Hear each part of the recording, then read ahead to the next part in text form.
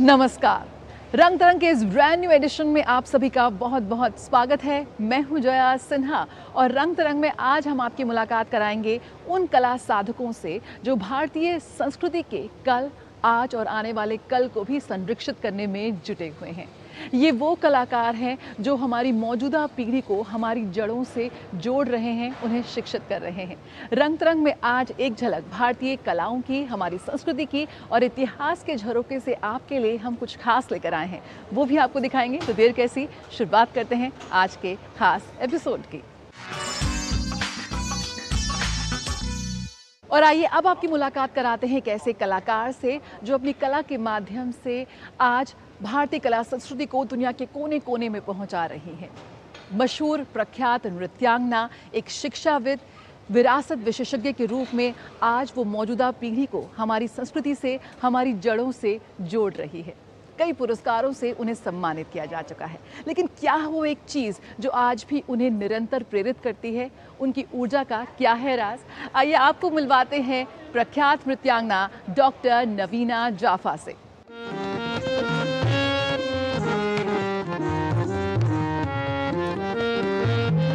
शास्त्रीय नृत्य के माध्यम से भारत की पौराणिक कथाओं का इतना सुंदर चित्रण, भारत की विरासत की झलक और भारतीय संस्कृति को नमन। सभागार को भाव विभोर कर दिया प्रसिद्ध कथक नृत्यांगना नवीना जाफा ने।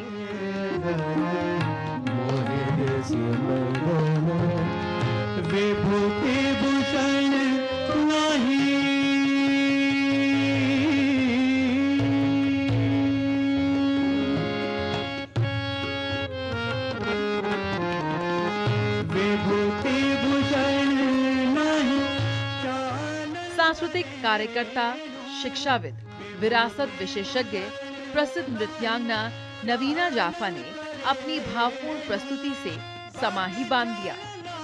ये अवसर था IIC और IILM के सहयोग से आयोजित वर्ड्स इन द गार्डन उत्सव का।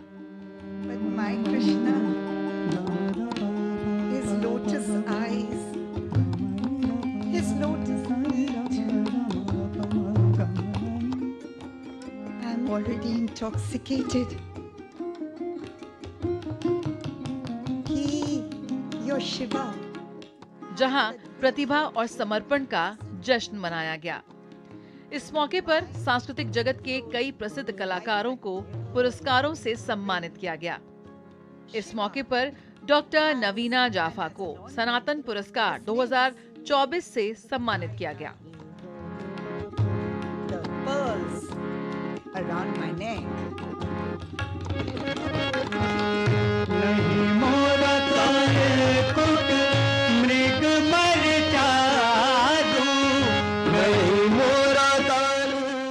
नृत्यांगना, लेखिका, कलात्मक कौशल और विरासत पर्यटन विशेषज्ञ डॉक्टर नवीना जाफा के लिए ये बेहद यादगार लम्हा था।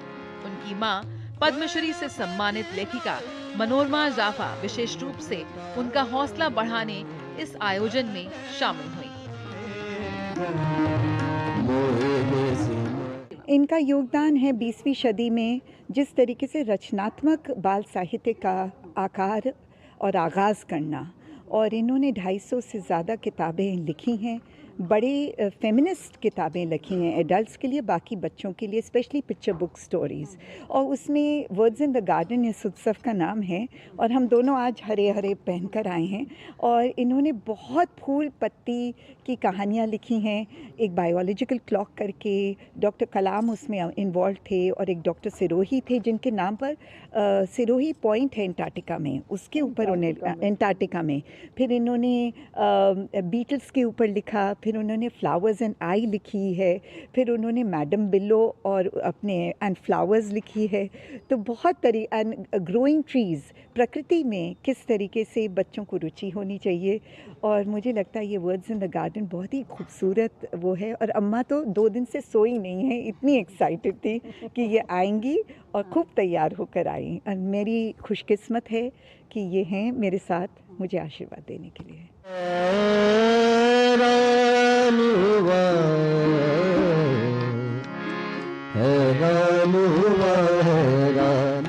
डॉक्टर नवीना जाफा की ऊर्जा, उनकी प्रस्तुति के अंदाज ने दर्शकों को भाव विभोर कर दिया।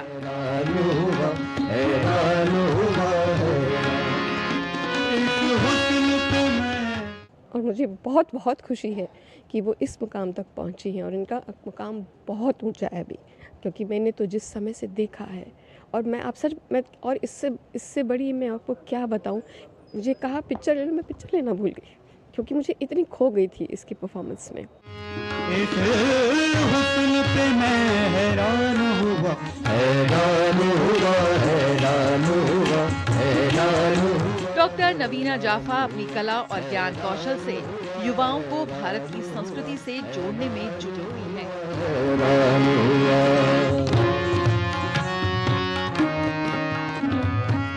सबसे पहले बताइए आज के इस अनुभव के बारे में। बसंत है और ये जो उत्सव है words in the garden IIM university का सनातन संगीत संस्थान ने ये मुझे आज पुरस्कृत भी करा है कि जो मेरा योगदान रहा है नृत्य में, केवल प्रदर्शन करने के लिए नहीं, शोध के लिए भी और प्रदर्शन कलाओं से जुड़ी हुई अनेक चीज़ों के लिए।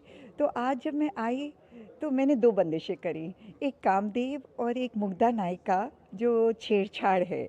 और कवि विद्यापति मैथिली कवि हैं, उनकी थी छेड़छाड़ और मेरा अभिनय था और बड़े ठाठ से मैंने दिखाया कि भाई कामदेव मुझे छोड़ दो, मैं तो प्रेम करती हूँ कृष्ण जी से और किसी तरीके से वहम ना पैदा करो। यानी कि आपने पूरी परफॉर्मेंस में ऑडियंस को खुद से जोड़े रखा, एक इंटरेक्टिव सेशन था। ये खास तौर पर कोशिश होती है कि आज की पीढ़ी हमारी कलाओं से जुड़े रहे, कुछ ना कुछ नया करें, कुछ ना कुछ उनको जोड़ने की कोशिश करें। बिल्कुल और जैसे आप तैरते जा रहे हैं, कुछ बोल हैं उनका एहसास अब जैसे पानी का है, ताव थूंग तक थूंग ता थूंगा दिग दिग थूंगा ता थूंगा तत्ते, जो भ्रमर है पानी का, या उसमें तक नक कुक्कू तक तक झनक झनक झनक झनक, ये सारी जो हरकतें हैं प्रकृति की, ये सारे जो छंद हैं वो मेरे पंडित बिरजू महाराज जी हैं। और फिर उसमें मैंने इठलाते हुए पेशवास की गत, पतंग तैरती हुई, ये दिल्ली की विरासत है और दिल्ली में ही इतना सब कुछ संस्कृति हुई। उस इरादे से मैंने अपने आमंत्रित करा अपने रसिक जनों को, आइए मेरे नाव में बैठिए और वसंत ऋतु का एहसास करिए। नवीना जी, आपको आपके शोध के लिए जिस तरह से आज पुरस्कृत किया, जिसका आपने जिक्र किया, 500 से ज़्यादा स्कूलों में, संस्थानों में आप बच्चों से जुड़ी हुई हैं, उन्हें हमारी संस्कृति से जोड़ रही हैं, किस तरह से वो एक आपका प्रयास है, वो आपके व्यक्तित्व का एक और पहलू है बतौर गुरु, जिस तरह से आप जुड़ी हुई हैं, उसके बारे में भी थोड़े से साझा करें। जी, मैं CBSE के हेरिटेज एजुकेशन में मैंने 5000 टीचर्स को मैंने शिक्षा दी कि हेरिटेज से आप मल्टी डिसिप्लिनरी लर्निंग कैसे करते हैं, गणित के, इतिहास के, केमिस्ट्री के, फिज़िक्स के, और मैंने लैब्स बनवाए कश्मीर से लेकर झारखंड से लेकर अलग अलग प्रांतों में। और साथ में मैं आशा करती हूँ इसी वजह से लोग अपनी संस्कृति से जुड़ें।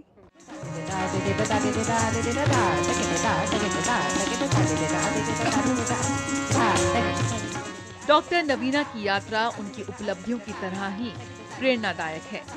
भारतीय प्रदर्शन कला के क्षेत्र में उन्होंने एक अमिट छाप छोड़ी है।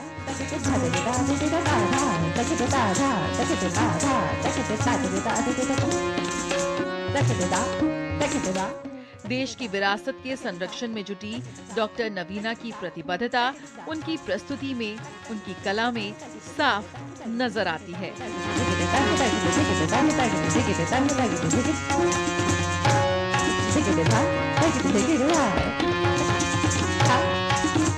जया सिन्हा, रंग तरंग, DD न्यूज।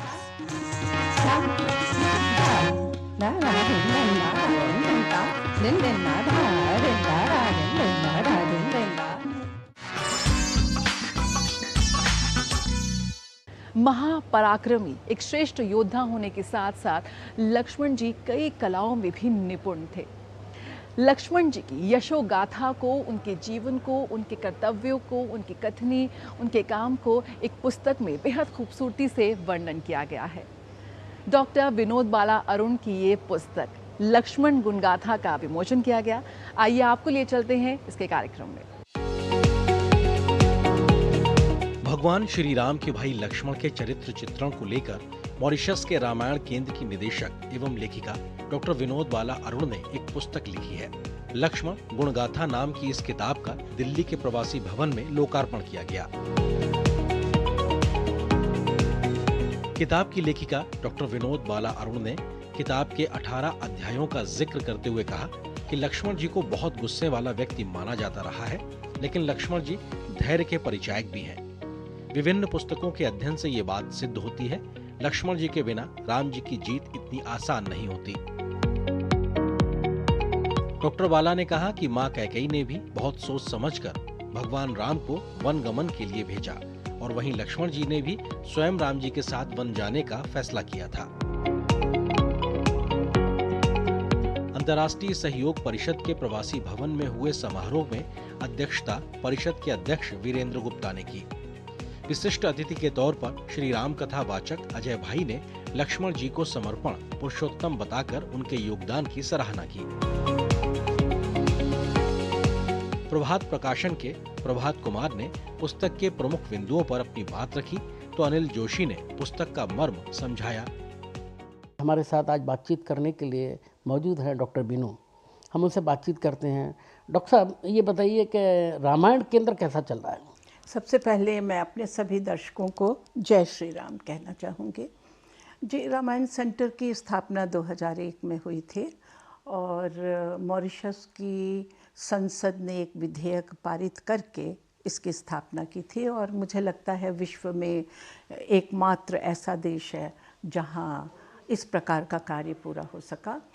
और रामायण सेंटर की स्थापना ही इसलिए हुई कि रामायण के जो मूल्य हैं, सार्वभौम मूल्य जो हैं, सार्वकालिक मूल्य, उनका हम वैश्विक प्रचार प्रसार कर सकें, क्योंकि मैं ऐसा समझती हूँ कि ये मूल्य ही हैं, जीवन मूल्य, जो हमें मनुष्य बनने की प्रेरणा देते हैं, जो हमें मानवता का संदेश देते हैं, हम कैसे मनुष्य का जीवन जीते हुए दिन ब दिन उत्कर्षगामी हो सकते हैं।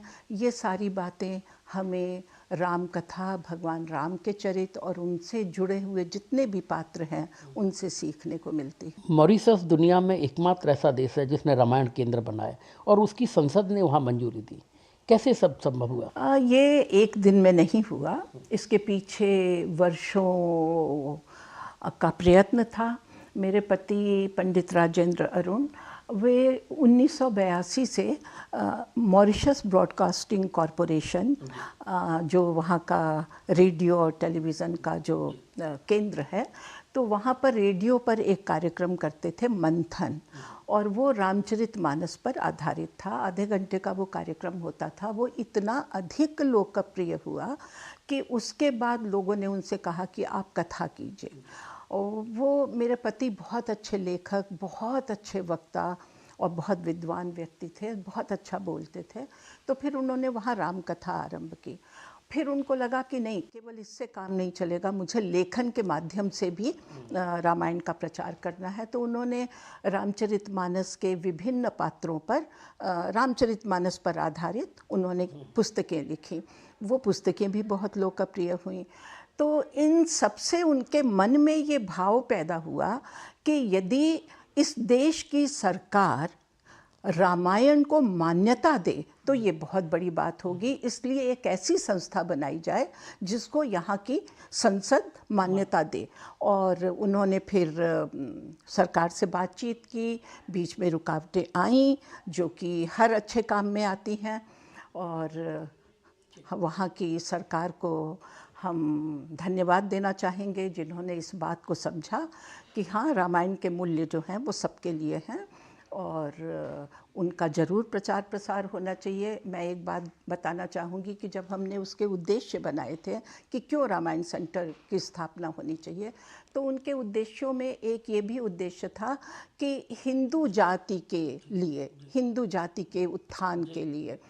तो जब ये गया वहाँ पर बिल पास करने के लिए, जब रीडिंग्स हुई तो उन लोगों ने उसका विरोध किया उन्होंने कहा आपने रामायण को और राम जी को इतना सीमित कर दिया, संकीर्ण कर दिया, आपने क्यों कहा हिंदुओं के लिए, आप बोलिए मानव मात्र के लिए, कम्युनिटी एट लार्ज।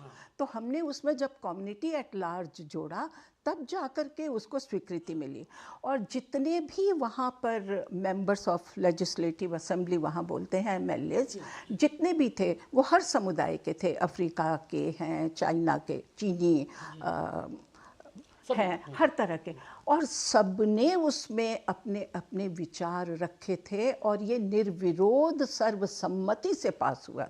तो अभी आपने किताब लिखी है लक्ष्मण गुणगाथा, इसमें क्या है? पहली बात तो ये मैं बताना चाहूँगी कि ये मेरी अकेले की लिखी हुई नहीं है, इसे मेरे पति ने आरंभ किया था। उनकी 8 पुस्तकें आ चुकी थीं। 8वीं पुस्तक थी रामायण में नारी पात्र, और उसके बाद वो चाहते थे कि जितने भी पुरुष पात्र हैं, राम जी पे आ चुकी थी उनकी पुस्तक, भरत जी पे आ चुकी थी, हनुमान जी पे आ चुकी थी, दशरथ जी पे आ चुकी थी। तो उनको लगा कि अब जितने भी शेष पात्र बच गए हैं उनको समाहित करते हुए एक पुस्तक लिखी जाए पुरुष पात्रों पर। तो उन्होंने जब लिखना आरंभ किया तो शत्रुघ्न जी पर पहला अध्याय लिखा और उसके बाद लक्ष्मण जी पर लिखना शुरू किया, क्योंकि राम कथा के राम जी और भरत जी को छोड़ दिया जाए, दशरथ जी को, तो ये 2 मुख्य पात्र हैं।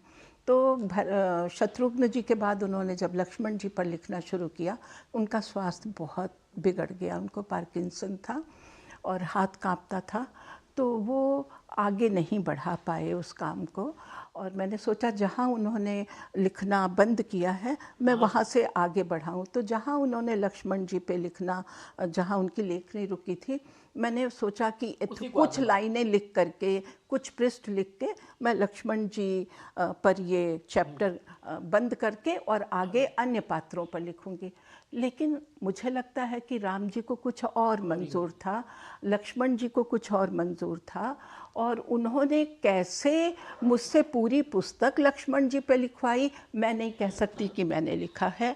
मुझे लगता है या तो भगवान ने लिखवाई या कहीं से कोई एक प्रेरणा मिली आपको? कहीं से मेरे पतिदेव की प्रेरणा थी कि ये पूरी पुस्तक लक्ष्मण जी पे है। तो आपने जैसे कि लक्ष्मण जी के ऐसे कौन कौन से बिंदुओं को रखा जिसे जानना जरूरी है?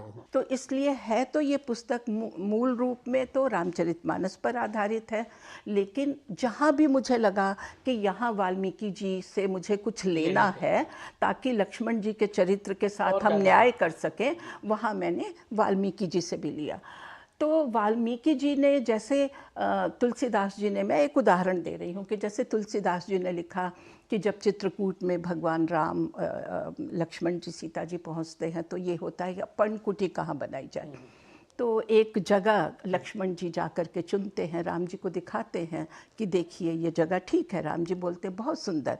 और वहाँ पर ये है कि कुटिया विश्वकर्मा जी ने लोगों को भेज करके, अपने लोगों को भेज करके वो कुटिया बनाई, क्योंकि तुलसीदास जी के राम भगवान हैं तो उनके लिए विश्वकर्मा आए। लेकिन जब वाल्मीकि जी ने लिखा तो उन्होंने लिखा कि स्वयं लक्ष्मण जी ने वो पर्णकुटी अपने हाथों से बनाई, एक एक घास काट करके, और वो कुटिया इतनी सुंदर बनी कि जब राम जी ने देखा तो उन्होंने एक तरह से लक्ष्मण जी की प्रशंसा की, सराहना की कि तुमने इतनी सुंदर पर्णकुटी बनाई जिसमें तुमने मेरे हर सुख सुविधा का ध्यान रखा।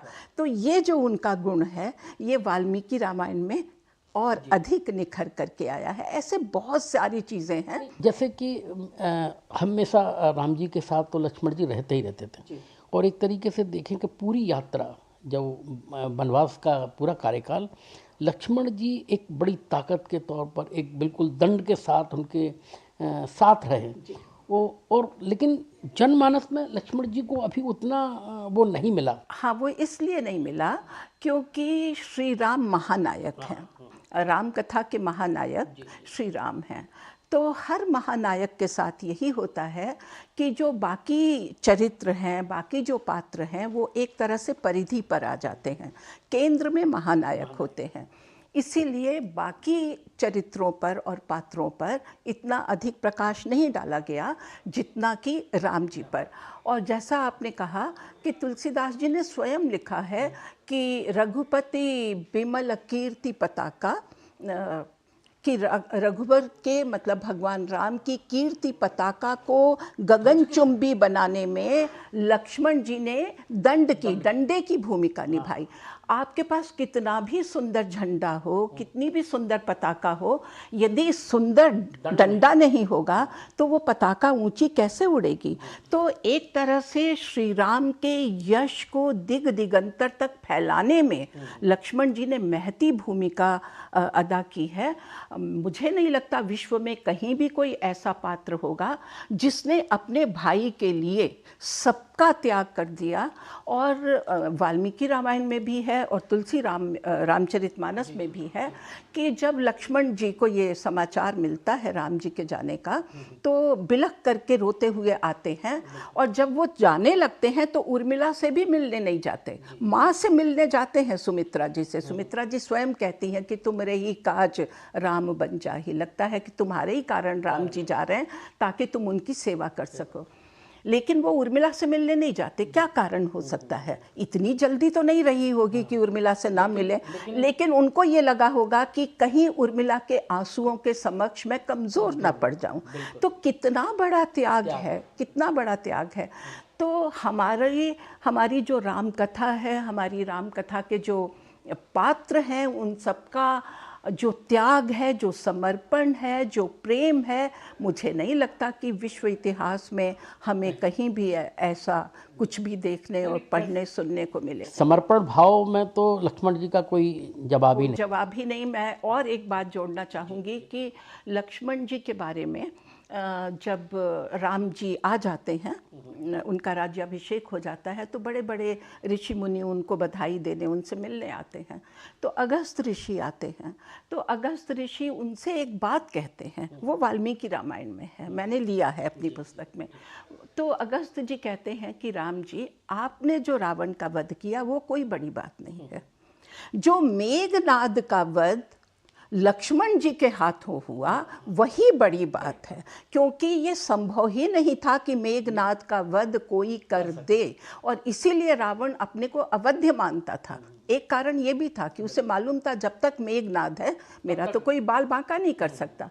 तो लोक में, ये रामायण में नहीं है लेकिन लोक में ये प्रचलित है कि लक्ष्मण जी, मेघनाद को ये वरदान प्राप्त था कि तुम्हें वही मार सकेगा जो 12 वर्षों तक, जिसने जो निराहार रहा हो, जो 12 वर्षों तक सोया नहीं हो और 12 वर्षों तक बिना भोजन किए, बिना विश्राम किए जो ब्रह्मचर्य व्रत का पालन करे, वही मेघनाद को मार सकेगा। तो यदि हम लोक की इस बात को ले लेते हैं तो बताइए कितना बड़ा त्याग है कि राम जी तो विश्राम कर रहे हैं लेकिन लक्ष्मण जी ने कभी विश्राम नहीं किया। आज आपका दिल्ली में ये पुस्तक का विमोचन हो रहा है, तो क्या दिल्ली में क्यों रखा है इसका विमोचन? दिल्ली में क्योंकि ये प्रभात प्रकाशन ने इसे प्रकाशित किया है और प्रभात प्रकाशन दिल्ली में है। उनका ये निर्णय था कि चूँकि ये पुस्तक उन्होंने छापी है, इसके पहले भी हमारी पुस्तकें, मेरे पति की पुस्तकें जब उन्होंने छापी तो उन्होंने उसका लोकार्पण किया, तो इसीलिए। बहुत बहुत धन्यवाद मैम, आपने हमसे बातचीत की। आपको भी बहुत धन्यवाद। आज की पीढ़ी ने, आज के बच्चों ने विश्व प्रसिद्ध जादूगर गोगिया का सिर्फ नाम ही सुना होगा, लेकिन यहाँ पर आप 1950 के दशक के इस हैंड पेंटेड पोस्टर में उनको देख भी सकते हैं, बिल्कुल ओरिजिनल रूप में। उम्मीद करते हैं कि इस तरह की प्रदर्शनियाँ हमारी मौजूदा पीढ़ी को, हमारे आर्टिस्ट को एक नई प्रेरणा दें, उन्हें एक नई ऊर्जा से भरें। 1950 में कैसा हुआ करता था हमारा बनारस, बेहद खूबसूरती से इस पोस्टर में उसको डिपिक्ट किया गया है, वाकई बेहद खूबसूरत। इसी के साथ रंग तरंग का आज का ये अंक हम यहीं ख़त्म करते हैं। मुलाकात होगी अगले हफ्ते इसी दिन इसी वक्त पर। तब तक आप कला के किसी ना किसी माध्यम से खुद को ज़रूर जोड़े रहें। आज के लिए मुझे, मेरी पूरी टीम को दीजिए इजाज़त। नमस्कार।